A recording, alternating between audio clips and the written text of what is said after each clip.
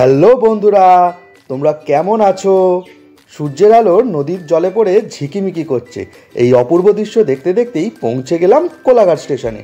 রাস্তা দিয়ে হাঁটতে হাঁটতে দাঁড়িয়ে পড়লাম, কেননা ওপর দিয়ে ট্রেন যাচ্ছে। ট্রেনটা পড়ে যাবে সেই ভয়ে নয়, ট্রেনের টয়লেট যাতে আমার গায়ে না পড়ে তার জন্য। আজকে যাব অফিসের একটা ভিজিটে, তাই এখন চলেছি। কিন্তু সকালের এই ঠান্ডা হাওয়া চোখে লাগছে, তাই টপ টপ করে জলও পড়ছে।